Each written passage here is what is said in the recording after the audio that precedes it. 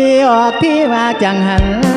มีออกที่มาจังหันอย่าเถียงกะลาอยู่วัดอยู่ว่าเดี๋ยวมันนวกหูหลวงตาเข้าวัดเข้าว่าเถียงกันมันบาปมีก้อยมีลาบก็ยกมายกมาหลวงตากำลังหิวเขาโอ้ยเด้นอเจ้าเอ้ยเด้อเด้อหยุดเด้หยุด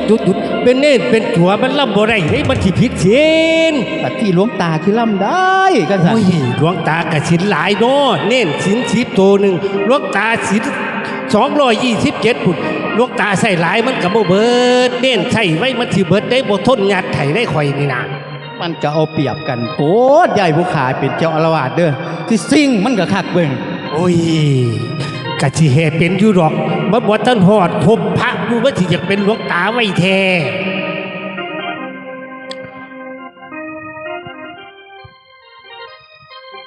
แล้วมาบัดนี้ละตกหอดวางคงน้ำอยู่ทงไหลลงหนองไหลลงคลองวังเวินขาดบอนเขินมันไหลทางพ่อแม่เอ๋ยป่าอยู่ทางริมห้วยกะบืนตายลงน้ำใหญ่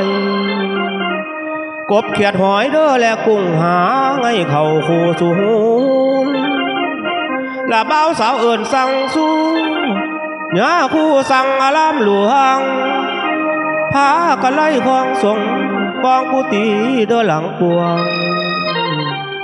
ลาถึงหลวงตาเฒ่าผู้เคยมาเด้อสอนสั่งพ่อแม่เอ๋ยลาทั้งแม่ออกคำผู้นำเข้าทรงจังหันเดนองละหันมาฟังฝ่ายกำองค์เอกสัมพันธ์อยู่ละเป็นพระธรรมคำสอนบอนพระองค์นอสอนสีละคอยจำเอาไว้จงทำดีก่อนสิลวงพ่อแม่เอ๋ยสัพพสัตว์เด้อโลกกว้างบ่มีเว้นจากบ่อนตายให้เด้น้องและผู้ใดก่อเหตุร้ายตายแล้วสู่อบายภูมิผู้ใดทำกรรมดีส่วนสวรรค์สิเห็นพอและบุญไปล้อเด้อผู้เจ้าผู้ทำดีอยู่โลกใหญ่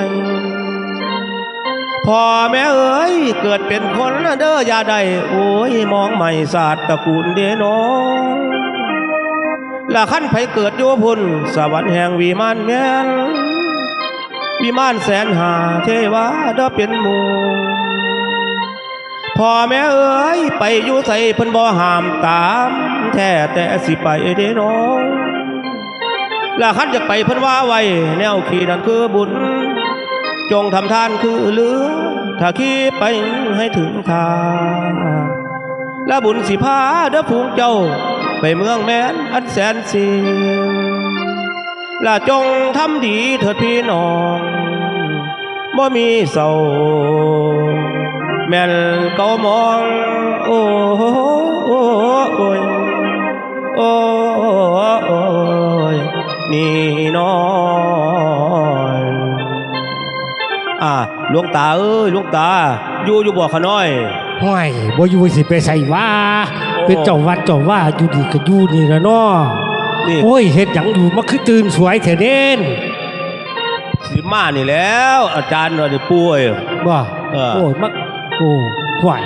โอ้ดีแล้วมาล่ะมีจังไหนแน่นอบาดนี้น้อโอ้ยมันก็มีอันนี้ตัวล่ะลูกตาขน้อยสิมีข่าวมาบอกแม่บัก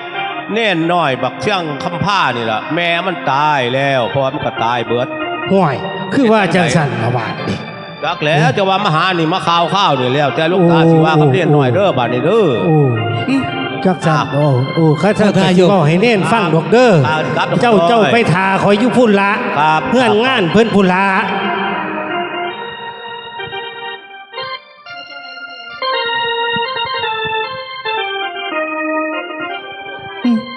พ่อตายแล้ว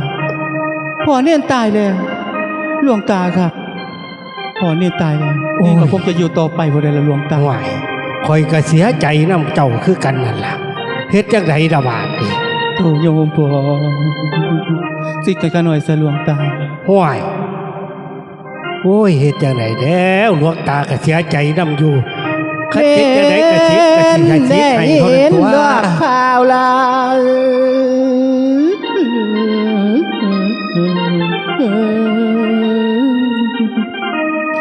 ยอมว่ามาตายป่าสิขอลาของว่าไปอยู่เฮือนดอกน้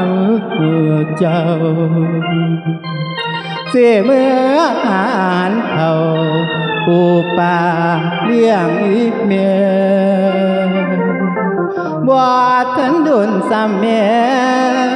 พอมาตายหัวจากแล้วเน้นหน่อยสื่อสั่งลา